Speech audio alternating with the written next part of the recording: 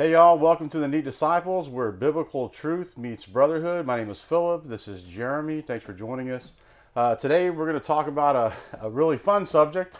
What's the Bible say about cussing and foul language?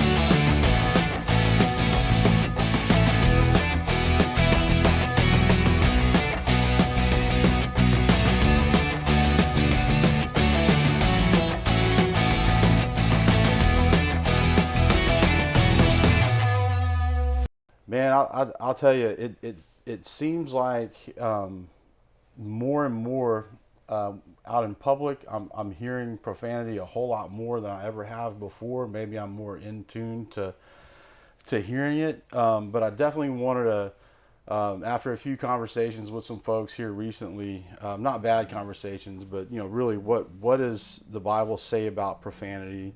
Is it sinful? Is Scripture more concerned about like what's in our heart, and kind of how should we be thinking about that as Christians, kind of thing. So, I think the first thing to kind of tee this up is that our anything we say, our words reveals what's in our heart, right? So, not necessarily a word meaning a certain thing, but what's really going on in our heart, because that's what people sees. That's what comes out of us. That's our fruit, right? Yeah. What is it? Out of the overflow of the heart, the mouth speaks. Mm-hmm. Is one of the biblical principle, if not a summation of a longer verse. So as you said there at the beginning, whether the Bible is concerned about the words or the condition of the heart, I'd say it's both. Mm-hmm. Yeah, the Bible is definitely concerned about the condition of the heart, as it relates to what comes out of our mouths as a result of that. Yeah. And so here's always been my question is like, okay, so all and we're not going to go through all the curse words out there. Do I can list them? Yeah, we're going to put a list up, boing, and we're going to run through them all. I think we'll get censored on Facebook or somewhere. Yeah. But always go back to, hey, when were these words first used as like a bad word? Like what was it used as a bad word? Because I know in some cultures they use like a lot of curse words it's like it's in their dictionary, like especially the F word. I know there's some cultures like it's a verb, and even in English, verb, an adjective, an expletive, all Which that word? stuff. It starts with the F. It's not fudge. Not fudge. Ralphie said it. It wasn't fudge on A Christmas Story. Right. But okay. So what made these words bad? Somebody just all of a sudden one day said, "Oh gosh, that's a terrible word. We shouldn't say that." But even then, no matter what that word is, how are we using that word, right? What's our heart reflecting when we use that word? Is it good? Would we say that word if Jesus was standing next to us? I think that would be my litmus test of, should I use this word or not? Yeah. And of course, don't get me wrong. I've said all the words. Today? No, I'm just kidding. I might have earlier stubbed my toes, said a word, but not really. But I worked in careers. I worked in careers where people that it was a part of the language. And I worked in a prison when I was started when I was 19 years of age, and you heard words, right? And I unfortunately incorporated a lot of that into my vocabulary for a long time, and being in very masculine, male dominated industries where it was okay, right? And that didn't translate to church, but as we talked about a couple episodes ago, we shouldn't act differently dependent on who we're around. We should act the same way all the time. Right. In full disclosure, I worked at a printing company, 30 some odd years ago. And a lot like what you described, in the prison, it was prevalent. And the more you're in it, that becomes, you almost can't help but have it affect you and influence you. And even, I even said, I don't want to put words in your mouth, but, I was younger, more immature. I wanted to be accepted, into the quote unquote fraternity of this printing company. And so you do or say certain things, to have them see you like them. Yeah. And, oh, hey, you're like one of us. And so therefore we're going to include you now. And, everyone wants to be included. And so sometimes we let our guard down and make foolish decisions, Let the world mold us. Yeah. That's Back then I'm gonna chalk it up as immaturity. If I was to go work at that printing company today, I don't think I'd have it would be frustrating. Yeah. Knowing what I know now about that print, I wouldn't go back and do it. But I think I think everyone understands my point. That maturity is a part of it. Oh, absolutely. Yeah. And spiritual maturity is a big part, huge Absolutely. part of it, right? Yeah, that's for sure. Yes. So just a couple of verses real quick. Matthew 12, between 34 and 37, the tree is identified by its fruit. If it's the tree is good, the fruit will be good. If it's bad, the fruit will be bad. And he goes on to say, you brood of snakes, how could evil men like you speak what is good and right? For whatever's in your heart determines what you say. A good person produces good things from the treasury of a good heart. An evil person produces evil things from the treasury of an evil heart. And he goes on to say, you must give an account on Judgment Day for every idle word you speak, because the word you say will either acquit you or condemn you. Again, I don't think it really matters the word. I think you could cuss somebody out without using profanity, just Right. tearing them down. Right. So that goes back to the heart. And even in Luke 6:45, it says a good person produces good things from the treasury of a good heart. Evil person produces evil things from the treasury, kind of the same as Matthew 12. So whatever you say flows from what is in your heart. That's important to understand as we talk to people and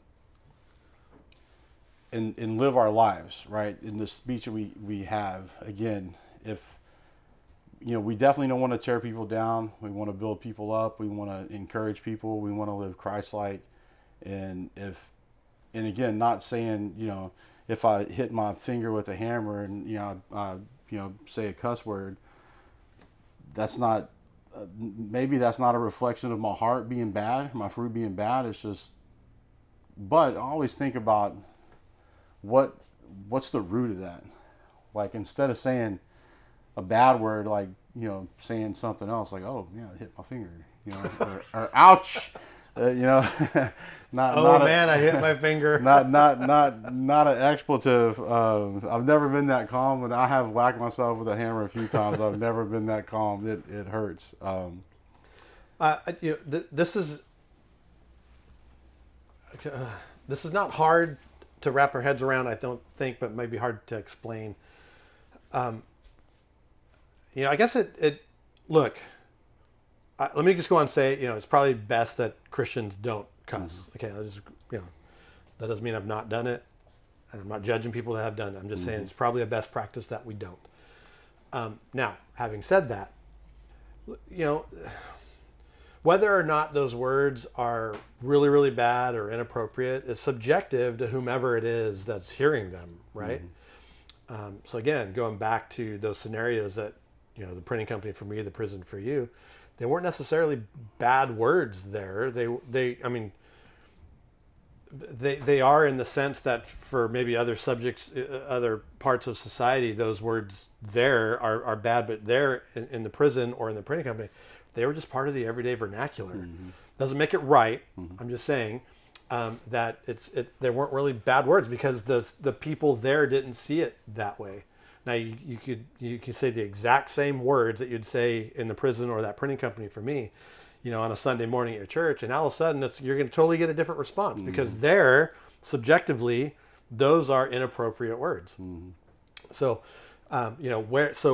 where do we find ourselves in this? And I think where we find as Christians, where we find ourselves in this is really where you kind of led us with, look, a tree is known by its fruit, and our trees, our lives are known by what we do and what we say. I mean, that's really the only two. Those are the two prominent ways in which the fruit of our lives are seen. Yeah. But what we do and what we say. And so, while maybe a part of the society would say, "Oh, those words they're just expressive words," that, like, so when you hit your finger, it's an expressive word. It's not necessarily, you don't mean it in a bad way. You're not putting anyone down. To your point, it may not be a reflection of the condition of your heart. It just hurts and hurts a lot, and it came out as an expression. But where do we find ourselves in that is I forgot my train of thought here. I'm sure I had a really good point. Yeah, go ahead. It's all relative. Yeah, it is relative. I mean, again, I want to say it's probably best that Christians don't, and that the less we do, muscle memory takes over, and it doesn't become. So maybe when we do we get to a point where if we do hit our finger with the hammer, the first word that's out of our mouth is not a quote unquote bad word or a cuss word. It's an expression still to express your pain and your frustration and your anger. But it's not necessarily a word that another person might hear, a child might hear, and becomes an issue. Do you want your 3-year-old saying that word? If not, then yeah. And maybe some people are okay with it. I don't know. Not okay with it. Yeah. Maybe some of us have had that actual problem. Because their child was listening. Just my son said a word, not a terrible word, but it was in a song, and we're like, oh gosh, where did he hear that? I'm like, oh, he might have heard it through a song. And that's, again, whatever we put into us is going to reflect, who we are. So 2 verses real quick, where it does talk about foul language. Ephesians 4:29, don't use foul or abusive language. Let everything you say be good and helpful, so that your words will be encouragement to those who hear them. And in Colossians 3:8, but now is the time to get rid of anger, rage, malicious behavior, slander, and dirty language. Other translations say all obscene talk from your mouth. So this is what I thought about before. So if going back to where our heart's at, right? Mm-hmm.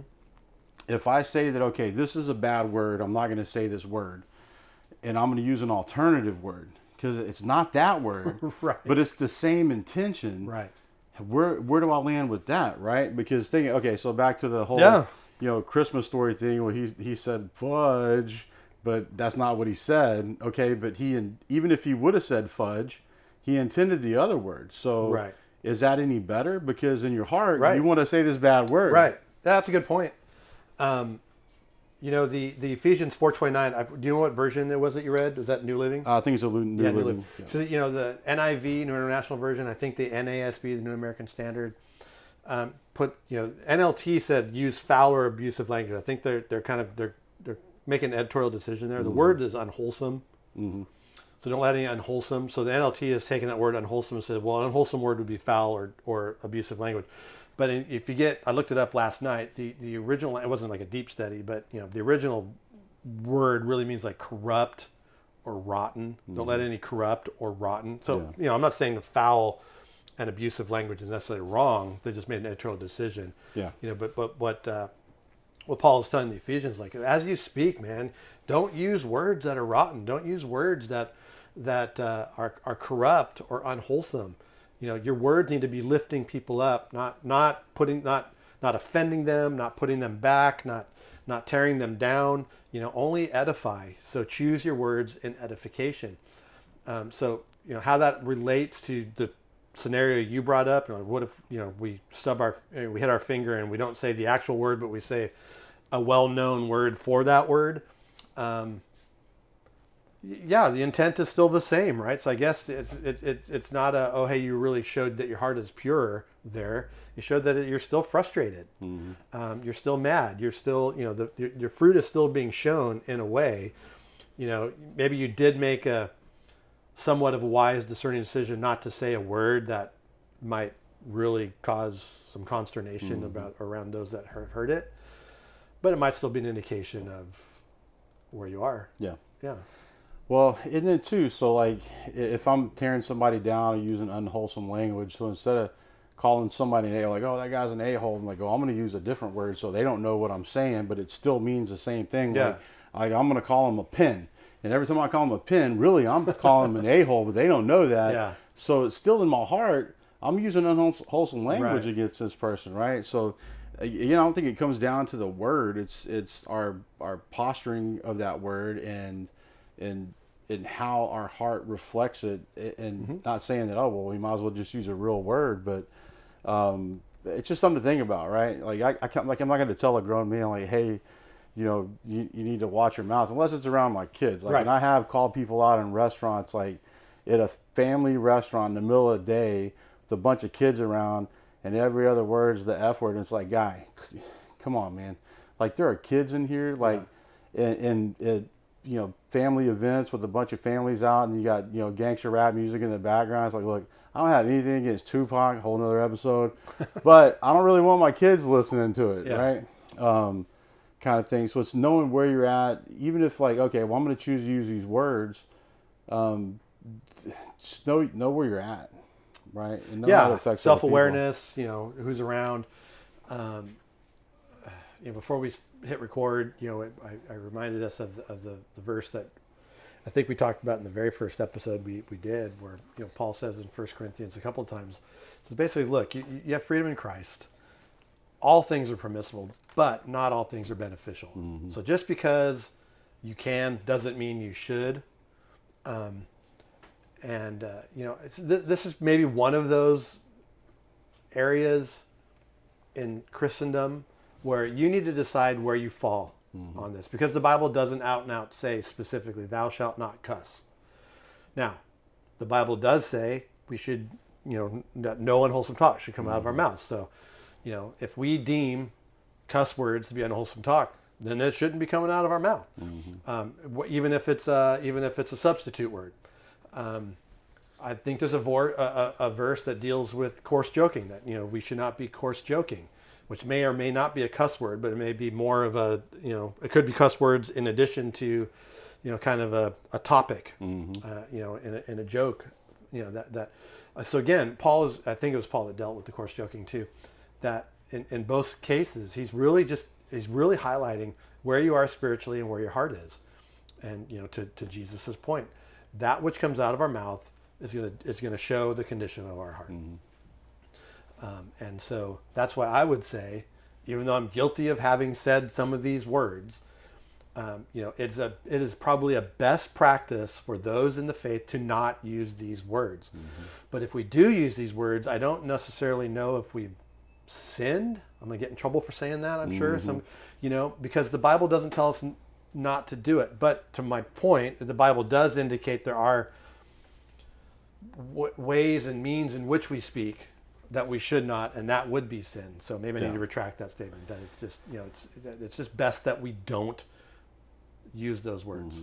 Yeah, I mean, there's plenty of scripture that talks about what comes out of your mouth, and Philippians 4:8 says, "Fix your thought on what's true and honorable, right, pure, and lovely, and admirable. Think about things that are excellent, worthy of praise." 1 Corinthians 10:31, "Whatever you eat, drink, or whatever you do, do it for the glory of God." And then I also wrote James down, verse, right, that talks about fresh water and salt water can't come from the same spring, and so therefore we can't be tearing people down and building them. That we need to build up. We can't tear down. Yeah, it's like 3:5-10, somewhere around in there. You have curses and blessings coming out of the same, or curses and praises coming out of the same mouth. In the same way that fresh water and spring and salt water can't come from the same spring, we can't be cursing and blessing. And that's not cursing, those aren't cuss words necessarily in that context. But I think the timeless principle could apply. Yeah. We can't be using unwholesome talk and words of edification, going back to the Paul, James would say you can't be doing both. And we shouldn't do both. We should err on the side of encouraging people, building people up, not tearing them down, not using unwholesome talk. That we cannot do both in the same manner that a spring can't produce salt and fresh water at the same time. Yeah. And he does say, surely this is not right. This is And not that's right. that unwholesome talk. Yeah. Proverbs 18:21, the tongue can bring life or death or life. Those who love to talk will reap the consequences. That was a straight shot not too long ago. If you hadn't seen our straight shots, check out straight shots on Tuesdays and Thursdays. But yeah, so I think, kind of the whole point of that, and I don't want to belabor all this and everything, but, really you got to search your heart, right? Like, where's your heart at with this? If you do have an issue with, profanity or whatever, search your heart. Like, what's really stemming it from? If it's, well, I've got to say these words because of my job or the people I'm around, then, well, you don't have to let that influence how you act, right? There is plenty of scripture that says don't let the world influence you. Yeah. In the things that you do. You let scripture and Christ influence you, and you don't have any worry about it, right? But we both shared earlier in this, that we were both in situations where we were younger, less mature, and we did allow those things to influence. But if we were still there, I'd like to think that, if we were going to church and maybe in a similar scenario, going to church, married, got kids, that we would begin to pull ourselves at least out of that. Mm-hmm. Like, no, this is not acceptable. I don't need to be approved by these people because of my words or my coarse joking. I want to, we all want to be included, but as we learn what it means to be in Christ, and God, what the Bible even tells us, be holy as God is holy. We're to be set apart. That we would take those things to heart and say, this is how I'm going to be set apart at work. Mm-hmm. I am not going to talk that way anymore. Mm-hmm. I'm not necessarily going to avoid those people. We may need to, but I'm not going to necessarily avoid those people. I'm going to begin to train myself to no longer talk that way. Mm-hmm. I'm not going to judge them. I'm not going to point a finger at them. That may come down the road, mm-hmm. but first and foremost, I'm going to clean up my act and let them see that my act has been cleaned up. My words have changed. I might still be joking with them, having lunch with them, hanging out with them at work, but I'm not going to be using the same language, the same vocabulary. Hopefully they notice. Mm-hmm. And, they will. Yeah, they will. Yeah, right. They will. Right. Yeah. And that's not easy, but that's a being set apart. That's being holy. That's being sanctified. And you now you, rather than being influenced by those around you, now the gospel is in you, and you're now taking the gospel in a way and influencing those around you without saying it yet. I mean, you can still say it. You can talk about Jesus being, dying on the cross for their sins, of course. But even before you get there, you're making the changes in you to show that your heart is different. Your life is different. You now see the world differently, and you're just not going to participate in the things of the world. Mm-hmm. Yep. Yeah. Perfect summation of that. I lost my train of thought. That happens. Holy smokes. Yeah. I know we're kind of getting towards the end of the conversation. So, all that being said, you got to search your heart. Like I still slip up and say words I'm not supposed to. I fall just subconsciously, depending on what's going on. I do my absolute best to not. But the thing about it is I understand that, oh wait, I shouldn't have said that, and I feel bad about it, right? I think when we get to that point, then we know that we have to make a change. Any parting thoughts?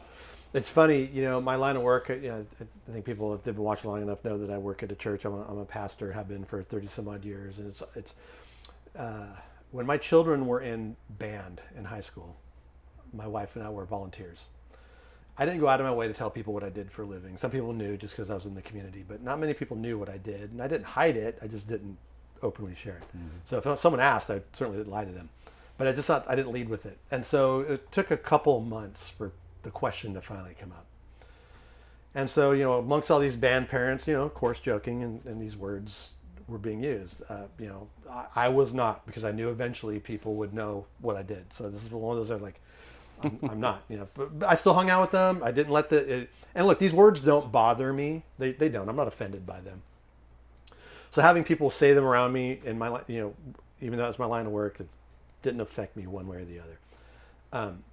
But once they found out what I did, they immediately, oh my gosh, you're a pastor? Yeah, I'm so We sorry. are so sorry for the words we use, for the jokes that we told. And you're like, it's okay. No, again, it's not okay in that it was the best practice to do. Right. It's okay. You're not affected me spiritually. You didn't hurt me. I'm not offended by it. Was it the best? No. Nor was I judging you, because I know we all have done it. I wasn't like looking down on you and going home and my wife and I were talking about how horrible these people are, because we've all been there. We have families too, and we get it. But it's funny how once people know what I do, it's almost, that's the first place they go. Is their language. We are so sorry. Look, don't apologize for that. If anything, let it now go. And to your point, examine your heart. Right. Yeah. Why were you using those words? Yeah, why did that come so naturally to you? Yeah. And now why is it a problem? Yes, exactly. Right? So now if you know what I do, why now is it an issue to you? So that tells me there's something there. So Right. let's consider that. Yep. Yeah. You know you shouldn't be doing it. Right. And that's why, said a while ago, if you're not going to, I'm not comparing you to Jesus, but if you're not going to say it in front of Jesus, why are you saying it at all? Right. And even, here on earth, if you wouldn't say it in front of a pastor, then why are you even saying it, right? Right. Like, inherently, that shouldn't be said. Yeah. So that great point, great story. I'm glad you shared that. That's a perfect summation of that. So, but hey, if you got issues, definitely, and if you overcame this, or we'd love to hear your thoughts on it or whatever, without using the words like in the comments or whatever. We've got very strong filters for that. But definitely let us know. You can find us on all the social media platforms at The Neat Disciples. You can email us at theneatdisciples@gmail.com. Be sure to share, follow, share our stuff. Starting to get a little bit more traction out there. We definitely want to get our message out, get more men and women as well to watch and get a little bit out of what us two chuckleheads have to say sometimes. So we're going to move into a part of the show where we're going to talk a little bit about bourbon. If that's not what you're into, we thank you for joining us. We'll catch you on the next episode. Otherwise, we'll see you then. God bless everybody. All right, y'all, we're going to do something fun today. We were talking a few weeks ago, had a couple guys here in the shed, and we were talking about fat-washed bourbon. And you had never heard of it, I had right? not, yeah. So apparently this is where you take bourbon and you put like a high-quality bacon grease or something to kind of infuse it, incorporate it. So I did it. And I've had this sitting for a couple of weeks until we could film another episode and try it. So what I did was I took bacon grease, filtered it down, got all the big chunks out, and then filtered it through some cheesecloth, put it in a little bit of bourbon. For this, I used the Evan Williams 1783.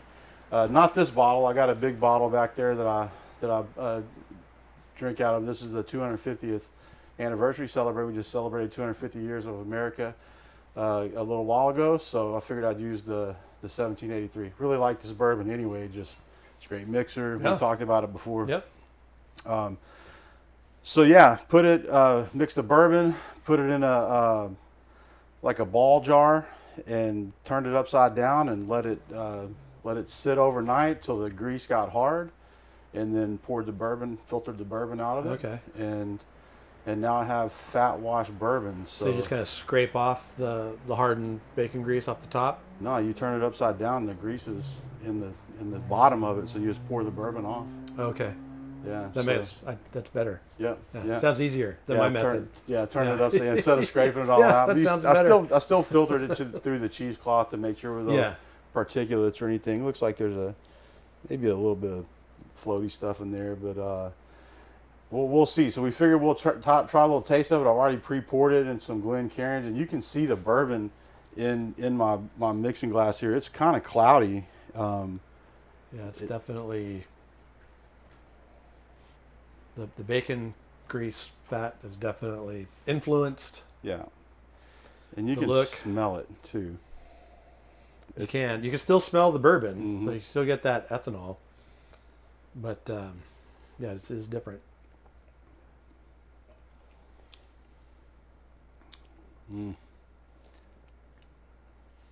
Tastes like ham. It does. It does taste like ham. Ham bourbon. Ham bourbon. Yeah, I'm not a fan of it. No. And, I used so I don't know, maybe we'll have to try this again. I used like a seasoned bacon. It was like a smokehouse type bacon, and maybe that's what it is. Maybe the seasoning on it, maybe just like a regular bacon. Brisket. Or brisket fat. That would make it a little interesting. Yeah.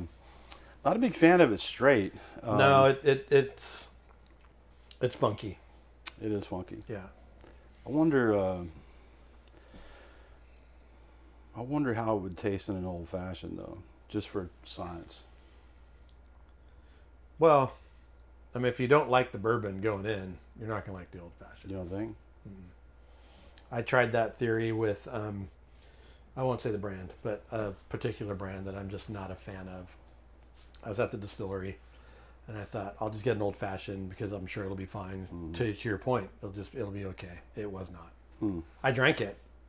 So if you were to make one, I'm going to drink it. Yeah, so let's do it. Like I got all this stuff out. Let's just try it. Sure. So as I'm thinking through this, let's try an experiment. Okay, so I'm gonna pour this back into the Maybe jar. it'd be better with like a $300 bourbon.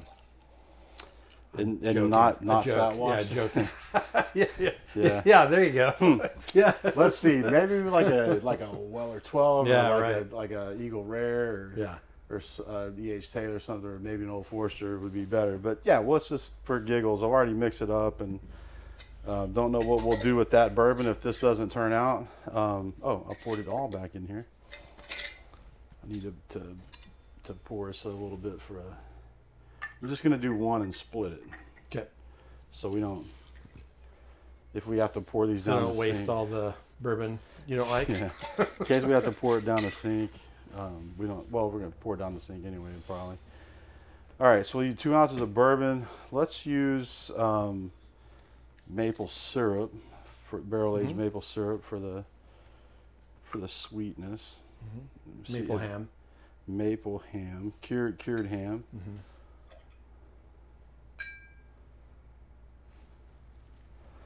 I don't know, man. After tasting it, I still got the taste in my Yeah, mouth. it's funky. Yeah, it is funky. It is funky.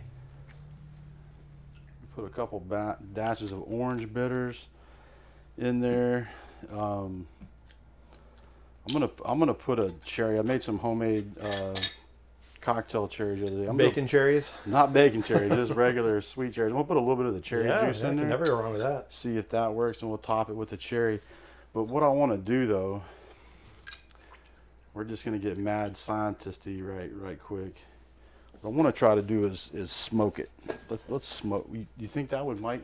Yeah, I don't know. You can't hurt it, right? It seems like now you're just on a quest to hide the taste. To try to not throw. So this what else do we bourbon have in the here that we trash? could throw in here to just mask it? Yeah. Hey, this might be the best old fashioned we ever had. May be. We don't know. Problem is you'll never be able to replicate it because you're just throwing stuff in. Well, I've got it videoed, That's so true. we'll That's be a able good point. to remember Yeah. it.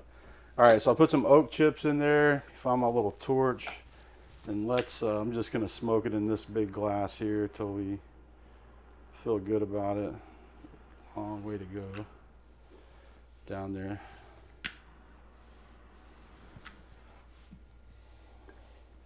Let's just let that marinate for a sec. Get a piece of oak standing there. All right, and two, if y'all have ever had fat wash bourbon and it tasted good, let us know how I messed up. Maybe it was the kind of bacon. I don't know. Inherently, I love bacon. I love bourbon. Yeah. You would think it would go well together. I was at an event the other day, and they had during one of the breaks, they have snacks and stuff, and they had bacon. They had bacon strips, and they had regular bacon. They had chocolate covered bacon. I've seen that. And they had I can't remember what the other one was. So the chocolate bacon was actually not bad. I didn't like it. It had to get cold, so it was kind of like the fat congealed. So it wasn't. It was a little weird texturally, but it worked. Like it was not bad. So anyway, a little story about bacon. All right, man. I'm a little nervous about this. Let's pour these up and see.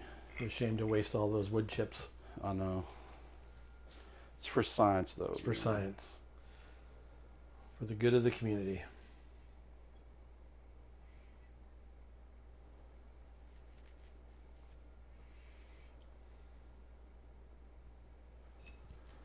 All right. You want to put a cherry on it, or we want to wait? So we'll eat the cherry either way, right? I'll eat a cherry. All right. Let's just do that. Especially you made them, right? I mean, might as well. I gotta try one.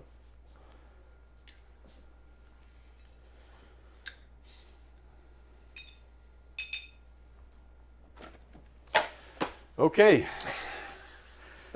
I'm not not optimistic how this is gonna work, but cheers. Cheers. Nope. Yeah, that funk is still there, man. It's funky. It's funky. Okay, well. That is just the funk.